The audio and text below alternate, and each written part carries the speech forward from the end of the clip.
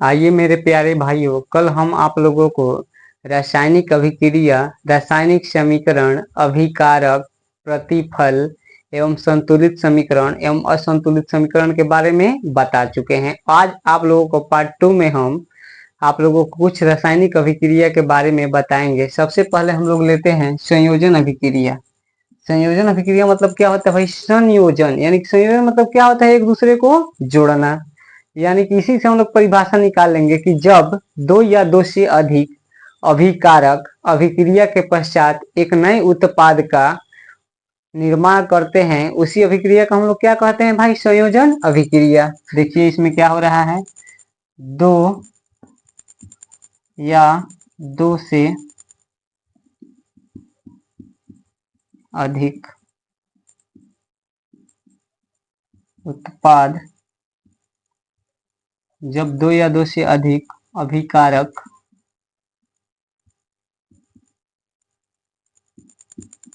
आपस में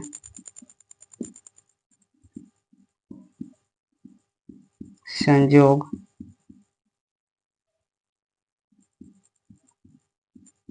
करके एक नए उत्पाद का निर्माण करते हैं। यानी कि देखिए संयोजन अभिक्रिया का हम लोग किसको कहेंगे भाई? कि जब दो या दो से अधिक अभिकारक आपस में क्या होंगे? जुड़ेंगे तो अभिक्रिया होगा, और उसके पश्चात यानी कि उसके बाद एक नए उत्पाद का निर्माण होगा। उसी को हम लोग क्या कहते हैं भाई? संयोजन अभिक्रिया। इसका कुछ उदाहरण देख लेते हैं। एग्जाम्पल, कोई पूछेगा कि संयोजन अभिक्रिया का उदाहरण दीजिए, तो आप लोग कैसे दीजिएगा? पहला होता है कोयले का जलना। कोयले का जलना या दहन, ठीक है ना? यानी कि कोयले का क्या भाई? दहन। तो कोयला का दहन कैसे होता है भाई? तो कार्बन ऑक्सीजन के साथ मिलकर क्या होता है? जलता है, यानी कि दहन होता है। और किसका निर्माण होता है भाई? CO2 का, यानी कि कार्बन डाइऑक्साइड का। ठीक उसी प्रकार देखिए जल का निर्माण, जल का निर्माण, जल का निर्माण यानी कि इसमें क्या होता है भाई? तो 2H2 प्लस O2 मिलकर क्या बनते हैं भाई? H2O, ठीक है ना? यानी कि देखिए इसमें क्या हो रहा है कि दो अभिकारक है। यानी कि हम तुम लोगों को कल बताए थे कि रासायनिक अभिक्रिया के तीर के बाएं तरफ वाले तत्वों को हम लोग क्या कहते हैं भाई? अभिकारक कहते हैं। तो इसमें हाइड्रोजन अभिकारक है और ऑक्सीजन अभिकारक है। ये आपस में अभिक्रिया करके किसका निर्माण कर रहे हैं? जल का निर्माण कर रहे हैं। तो ये किस प्रकार का अभिक्रिया है? संयोजन अभिक्रिया। यानी कि बीच में आप लोगों का प्लस का यानी कि धन चिन्ह का प्रयोग मिलेगा, और इसके बाद अभिक्रिया का चिन्ह मिलेगा। उसके बाद कोई उत्पाद बनेगा, तो उसी को हम लोग क्या कहते हैं भाई? तो उसी को हम लोग संयोजन अभिक्रिया कहते हैं। आइए अब आगे दूसरा देखते हैं। दूसरा है वियोजन अभिक्रिया। वियोजन अभिक्रिया, वियोजन अभिक्रिया किसको कहते हैं? यानी कि देखिए इसमें क्या होता है, कोई अभिकारक जो है टूटकर दो या दो से अधिक उत्पाद का निर्माण करेगा, उसी को हम लोग क्या कहते हैं? वियोजन। देखिए उसमें संयोजन मतलब क्या हो रहा था? जुट रहा था। इसमें क्या होगा? वियोजन मतलब टूटेगा। उसमें भी अभिकारक जुड़ रहा था, इसमें अभिकारक क्या होगा भाई? टूटेगा। तो देखिए इसका परिभाषा क्या हो जाएगा? जब कोई अभिकारक अभिक्रिया के पश्चात, अभिक्रिया के बाद या पश्चात दो या दो से अधिक उत्पाद में टूटता है, तो उसे वियोजन अभिक्रिया कहते हैं। यानी कि देखिए इसमें क्या हो रहा है, अभिकारक जो है क्या हो रहा है, टूट रहा है और दो या दो से अधिक उत्पाद का निर्माण कर रहा है, जिसको हम लोग क्या कहेंगे भाई, वियोजन अभिक्रिया कहते हैं। आइए कुछ इसका भी उदाहरण हम लोग देख लेते हैं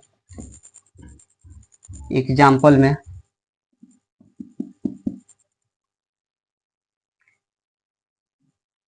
जैसे देखिए कैल्शियम कार्बोनेट का वियोजन अभिक्रिया, कैल्शियम कार्बोनेट का वियोजन अभिक्रिया, यानी कि देखिए कैल्शियम कार्बोनेट क्या होगा, वियोजित होगा यानी कि टूटेगा। तो कैल्शियम कार्बोनेट का सूत्र क्या होता है भाई, CaCO3, ठीक है ना, CaCO3। ये क्या होगा भाई, टूटेगा। तो किस में टूटेगा भाई, तो CaO यानी कि कैल्शियम ऑक्साइड प्लस CO2 यानी कि कार्बन डाइऑक्साइड में टूट जाएगा। यानी कि देखिए इसमें क्या हो रहा है, वियोजन हो रहा है। यानी कि ये क्या है भाई, अभिकारक है। ये क्या है, अभिकारक है। अभिकारक, अभिकारक क्या हो रहा है, तीर के दाहिने तरफ वाले यौगिक को हम लोग क्या कहते हैं भाई, तो उत्पाद कहते हैं। उत्पाद, उत्पाद कहते हैं। तो इसमें अभिकारक जो है दो या दो से अधिक उत्पाद में क्या हो रहा है, टूट रहा है, जिसको हम लोग क्या कहते हैं भाई, वियोजन अभिक्रिया कहते हैं। वियोजन अभिक्रिया आप लोगों को समझ में आ गया। चलिए अब आगे बढ़ते हैं। आगे है ऊष्माक्षेपी अभिक्रिया। 3 नंबर है भाई ऊष्माक्षेपी अभिक्रिया। यानी कि देखिए ऊष्माक्षेपी, ऊष्माक्षेपी, देखिए इसका भी नाम में ही परिभाषा है। इसका भी क्या है, नाम में ही परिभाषा है। ऊष्माक्षेपी, ऊष्माक्षेप मतलब क्या होता है भाई, भोजपुरी में छेप मतलब होता है बाहर निकालना। यानी कि जिस रासायनिक अभिक्रिया में ऊष्मा बाहर निकलेगी उसी को हम लोग क्या कहते हैं भाई, ऊष्माक्षेपी अभिक्रिया। इसका नाम में ही परिभाषा मिल गया। ऊष्माक्षेपी अभिक्रिया किसको कहेंगे भाई, तो जिस रासायनिक अभिक्रिया में ऊष्मा बाहर निकलती है उसे हम लोग क्या कहते हैं, ऊष्माक्षेपी अभिक्रिया। यानी कि जिस रासायनिक अभिक्रिया में ऊष्मा बाहर निकले, यानी कि देखिए जैसे, यानी कोई भी रासायनिक अभिक्रिया है जिसमें ऊष्मा बाहर निकल रहा है, छेप माना तो क्या होता है भाई, बाहर निकलना, तो उसी को हम लोग क्या कहते हैं, ऊष्माक्षेपी अभिक्रिया। आइए कुछ इसके उदाहरण देखते हैं। जैसे देखिए श्वसन, श्वसन, श्वसन एक क्या है भाई, तो ऊष्माक्षेपी अभिक्रिया है। जब हम लोग ठंडा के दिनों में श्वसन यानी कि सांस लेते हैं, ठीक है ना, और देखिएगा मुंह से जब भाप फेंकिएगा तो गर्मी महसूस होगा, गर्मी महसूस होता है ना, उसमें क्या हो रहा है, ऊष्मा बाहर निकल रही है, तो उसी को हम लोग क्या कहते हैं भाई, ऊष्माक्षेपी अभिक्रिया। इसका और भी उदाहरण हम लोग देख सकते हैं, जैसे प्राकृतिक गैस का दहन। जैसे देखिए प्राकृतिक गैस का दहन। प्राकृतिक गैस का दहन मतलब, प्राकृतिक गैस मतलब क्या होता है भाई, मीथेन। किसके उपस्थिति में जलेगा, ऑक्सीजन की उपस्थिति में जलेगा। किसका निर्माण करेगा भाई, तो ये निर्माण कर देगा आप लोगों को CO2 यानी कार्बन डाइऑक्साइड प्लस H2O जल प्लस किसका निर्माण करेगा, ऊर्जा का। यही क्या है भाई, ऊष्माक्षेपी अभिक्रिया है। यानी कि जिस रासायनिक अभिक्रिया में ऊष्मा बाहर निकलेगा उसे हम लोग क्या कहेंगे, ऊष्माक्षेपी अभिक्रिया। ठीक इसके विपरीत होता है चौथा, ऊष्मा शोषी अभिक्रिया।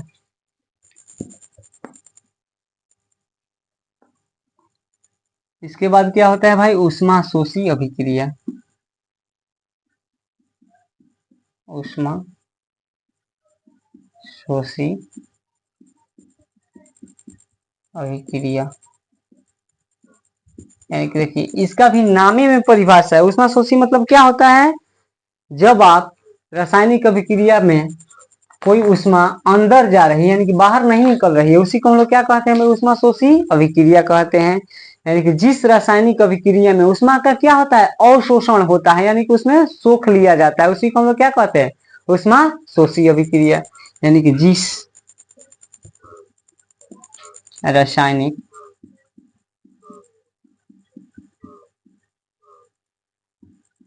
अभिक्रिया में ऊष्मा का अवशोषण होता है उसे हम लोग क्या कहेंगे भाई, ऊष्मा शोषी। शोषी मतलब क्या होता है भाई, खींचना। यानी कि जिस रासायनिक अभिक्रिया में ऊष्मा का क्या होगा भाई, अवशोषण होगा, उसी को हम लोग क्या कहते हैं, ऊष्मा शोषी अभिक्रिया। जैसे में देखिए एग्जाम्पल में ले लीजिए H2 प्लस I2, यानी कि हाइड्रोजन और आयोडीन आपस में अभिक्रिया करेंगे तो हाइड्रोजन आयोडाइड का निर्माण करेंगे, ठीक है ना। आगे देखिए इसका एग्जाम्पल N2 प्लस O2 बराबर क्या हो जाएगा भाई, 2NO, ठीक है ना। ये सभी किसके उदाहरण है, तो ऊष्मा शोषी अभिक्रिया के उदाहरण है, जिसमें ऊष्मा का अवशोषण होगा, यानी कि ऊष्मा जो है बाहर नहीं निकलेगी, उसी को हम लोग क्या कहते हैं, ऊष्मा शोषी अभिक्रिया। आइए इसके बाद हम लोग पढ़ते हैं विस्थापन अभिक्रिया। 5 नंबर है विस्थापन अभिक्रिया।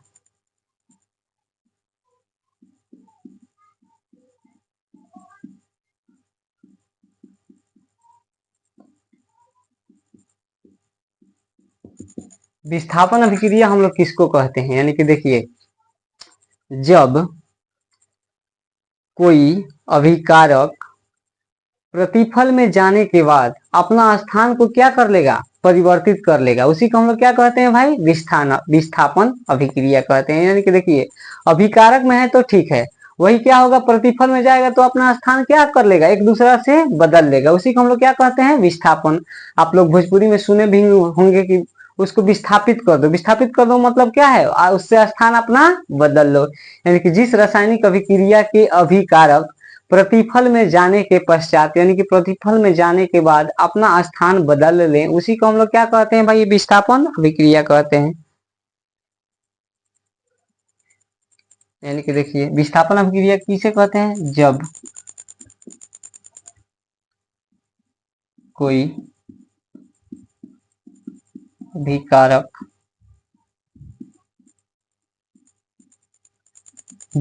अभिकारक रासायनिक अभिक्रिया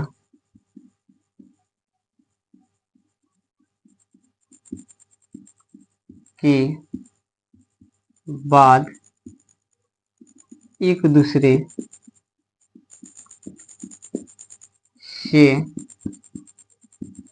अपना स्थान विस्थापित कर लें, उसे हम क्या कहते हैं भाई, विस्थापन अभिक्रिया। इसे यानी कि देखिए इसमें क्या होगा, अभिकारक में रहेंगे तो ठीक है, वही क्या होंगे, प्रतिफल में जब जाएंगे यानी कि उत्पाद में जब जाएंगे तो अपना स्थान क्या कर लेंगे, आपस में बदल लेंगे, उसी को हम लोग क्या कहते हैं भाई, विस्थापन अभिक्रिया कहते हैं। इसका उदाहरण आप लोग देख लीजिए एग्जाम्पल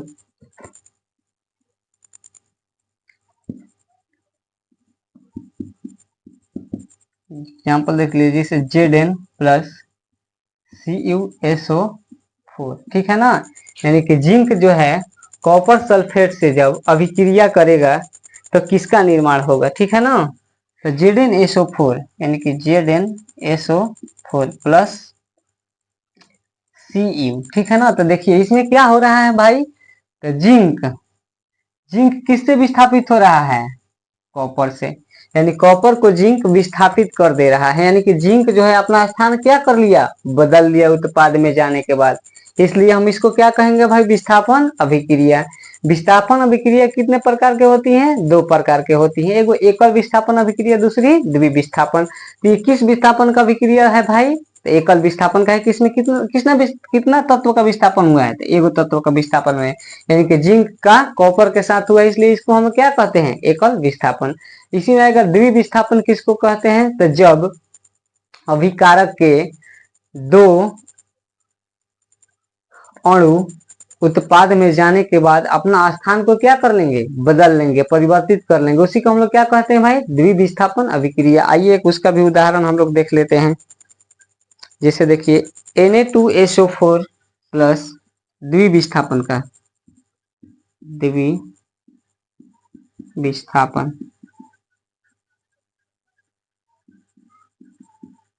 जैसे देखिए Na2SO4 plus Na2SO4 plus BaCl2, ये क्या करेंगे, आपस में अभिक्रिया करेंगे। पश्चात किसका निर्माण होगा भाई, उसके बाद किसका निर्माण होगा, तो BaSO4 यानी कि BaSO4 प्लस में किसका निर्माण होगा भाई, तो 2NaCl, ठीक है ना। यानी कि देखिए इसमें दो गो का स्थान विस्थापित हो रहा है। देखिए सबसे पहला, यानी कि देखिए Na का हुआ भाई, यहाँ से विस्थापित हो गया, कौन आ गया भाई, Ba, यहाँ आ गया। दूसरा देखिए SO4 तो इसी में है, दूसरा किसका विस्थापन हुआ है भाई, तो दूसरा देखिए भाई Na जो है यहाँ से उठकर कहाँ चला गया, यहाँ चला गया, यानी कि दो गो तत्व का विस्थापन हुआ है, इसलिए हम इसको क्या कहेंगे, द्विविस्थापन अभिक्रिया। आइए आगे देखते हैं, उपचयन अभिक्रिया। उपचयन,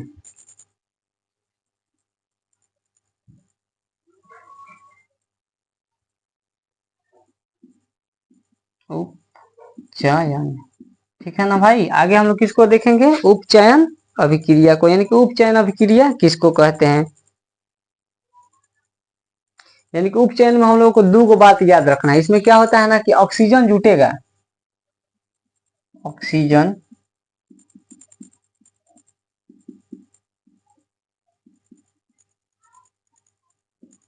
जुटेगा, और दूसरा हाइड्रोजन का ह्रास होगा, हाइड्रोजन का ह्रास। ह्रास मतलब क्या होता है भाई, ऑक्सीजन हटेगा, ठीक है ना। तो उपचयन अभिक्रिया का हम लोग क्या कहते हैं, इसमें क्या होता है भाई, तो ऑक्सीजन जुटता है और हाइड्रोजन का क्या होता है, ह्रास होता है, उसी को हम लोग क्या कहते हैं भाई, उपचयन अभिक्रिया। तो कोई आप लोगों से पूछेगा कि उपचयन अभिक्रिया क्या है, तो जिसमें ऑक्सीजन जुड़ता है और हाइड्रोजन टूट जाता है, उसी को हम लोग क्या कहते हैं, उपचयन अभिक्रिया। आइए कुछ इसका उदाहरण देख लेते हैं। जैसे देखिए 2Mg प्लस O बराबर क्या होता है भाई, 2MgO, यानी कि देखिए इसमें क्या हो रहा है, ऑक्सीजन जुड़ रहा है, यानी कि ऑक्सीजन जुड़ेगा तो कौन सा अभिक्रिया है भाई, उपचयन अभिक्रिया है। ठीक इसके विपरीत क्या होता है, अपचयन अभिक्रिया। ठीक इसके विपरीत क्या होता है भाई, अपचयन। अपचयन, अपचयन में क्या होता है भाई, ठीक इसके विपरीत हो जाएगा, ऑक्सीजन क्या होगा उसमें, टूटेगा, यानी कि ऑक्सीजन का क्या होगा, ह्रास होगा, जिससे ऑक्सीजन टूटेगा और क्या होगा इसमें भाई, हाइड्रोजन जुड़ेगा। तो जिसमें हाइड्रोजन क्या होगा, जुड़ेगा, और ऑक्सीजन का क्या होगा भाई, ह्रास होगा। यानी कि देखिए जिस रासायनिक अभिक्रिया में ऑक्सीजन जुड़ता है और जिस रासायनिक अभिक्रिया में हाइड्रोजन जुड़ता है और ऑक्सीजन टूटता है, उसे हम लोग क्या कहते हैं, अपचयन अभिक्रिया। अपचयन अभिक्रिया का भी हम लोग उदाहरण देख लेते हैं। जैसे देखिए CuO प्लस H2, ये क्या करेंगे, आपस में अभिक्रिया करेंगे, तो Cu प्लस H2O, यानी कि देखिए इसमें क्या हो रहा है भाई, ऑक्सीजन का जुड़ाव नहीं हो रहा है, यहाँ से ऑक्सीजन क्या हो रहा है, टूट रहा है, यहाँ से टूट कर कहाँ चले गया, उसमें चला गया। यानी कि जिस रासायनिक अभिक्रिया में ऑक्सीजन का क्या होगा भाई, ह्रास होगा, यानी कि ऑक्सीजन का क्या होगा, कमी होगा, उसी को हम लोग क्या कहते हैं, अपचयन अभिक्रिया। उपचयन अपचयन बुझा गया। तो इसी पर होता है एक रेडॉक्स अभिक्रिया, रेडॉक्स।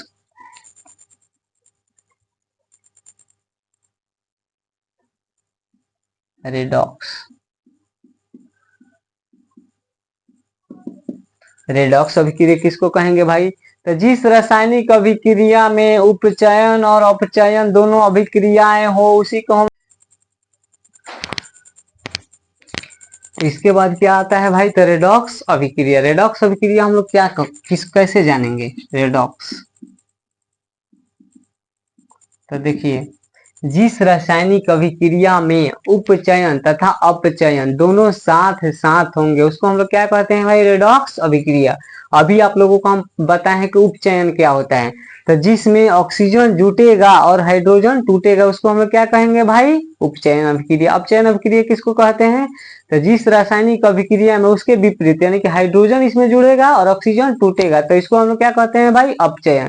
तो जिस रासायनिक अभिक्रिया में उपचयन और अपचयन दोनों साथ साथ होंगे उसी को हम लोग क्या कहते हैं भाई, तो रेडॉक्स अभिक्रिया। यानी कि जिस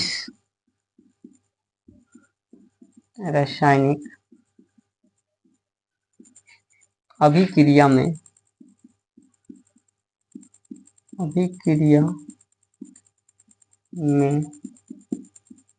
उपचयन एवं अपचयन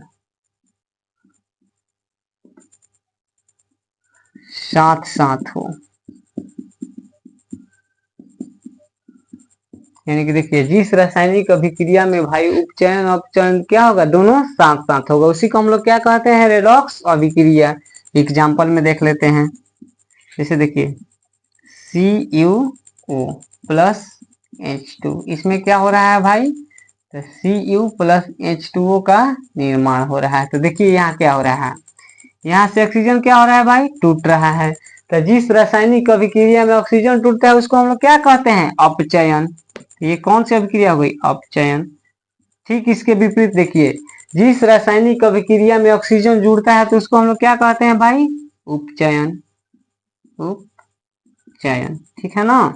तो देखिए यानी कि रेडॉक्स अभिक्रिया कोई पूछेगा तो आप लोग क्या बताइएगा कि जिस रासायनिक अभिक्रिया में उपचयन तथा अपचयन दोनों अभिक्रियाएं एक साथ घटित होती है, यानी कि दोनों अभिक्रियाएं एक साथ होती है तो उसी को हम लोग क्या कहते हैं भाई, रेडॉक्स अभिक्रिया। उदाहरण के लिए CuO प्लस H2 मिलकर कॉपर और जल का निर्माण करेंगे। यहाँ क्या हो रहा है, क्यूप्रिक ऑक्साइड यानी कि CuO में से क्या हो रहा है भाई, ऑक्सीजन का ह्रास हो रहा है यानी कि ऑक्सीजन टूट रहा है। तो जिस रासायनिक अभिक्रिया में ऑक्सीजन टूटता है उसको हम लोग क्या कहते हैं, अपचयन, ठीक है ना। तो अपचयन हो गया। उपचयन किसको कहते हैं भाई, तो जिसमें ऑक्सीजन जुड़ता है। तो यहाँ हाइड्रोजन के साथ कौन जुड़ रहा है भाई, ऑक्सीजन। तो जिसमें हाइड्रोजन के साथ ऑक्सीजन जुड़ता है उसको हम लोग क्या कहते हैं, उपचयन। अब आइए आज हमने आप लोगों को क्या पढ़ाया, संयोजन अभिक्रिया, वियोजन अभिक्रिया, ऊष्माक्षेपी अभिक्रिया, ऊष्माशोषी अभिक्रिया, विस्थापन अभिक्रिया। विस्थापन अभिक्रिया के दो प्रकार पढ़ाया, एकल विस्थापन और द्विविस्थापन। उसके बाद आप लोगों को हमने पढ़ाया उपचयन, अपचयन और रेडॉक्स अभिक्रिया। इसको आप लोग बार बार जब तक समझ में ना आए देखिएगा, उसके बाद नहीं समझ में आएगा तो आप लोग फिर हमसे पूछिएगा। ये वीडियो आप लोगों को अच्छा लगा तो सब्सक्राइब कीजिएगा, शेयर कीजिएगा और लाइक कीजिएगा।